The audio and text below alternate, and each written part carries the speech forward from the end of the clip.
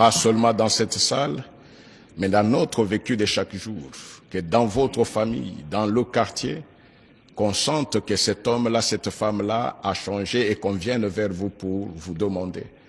Vous devez faire en sorte que ce mot-là lancé par le chef de l'État, qui est le magistrat suprême, en disant « Vous êtes les magistrats de l'État de droit », que ça ne soit pas un slogan. Intégrez réellement cela. Croyez en notre volonté réelle d'être avec vous.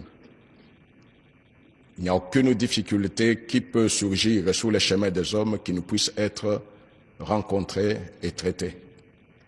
Pour nous, ça sera une fierté de vous voir gravir tous les échelons, même dans notre vieillesse, nous souvenir de ce moment avec joie pour dire les efforts du magistrat suprême n'ont pas été trahis.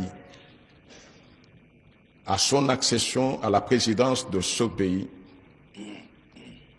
le pouvoir judiciaire ne comptait pas plus de 3000 magistrats. Et là, nous parlons des magistrats civils et militaires.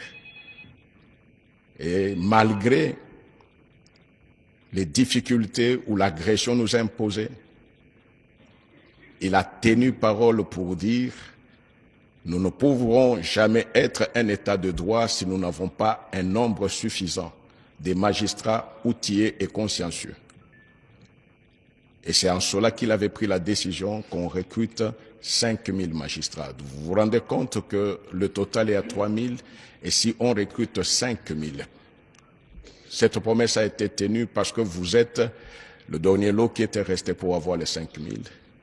Et l'année prochaine, ceux qui étaient restés sur la liste des réservistes sera complétée parce que ils n'atteignent même pas 1000. Si on a pu faire cet effort-là pour 2500, les 1000 ou les 900, 800 ne poseront pas problème. Mais notre souhait, notre conseil, c'est de faire en sorte que vous preniez conscience de ce que vous représentez. La justice prend la véritable tangente de dire, même à l'extérieur, qu'on dise là, ce peuple-là est un peuple de droit. Cela dépend de vous, cela dépend de nous. Vous représentez cette grande force et l'espoir de cette nation. Je peux même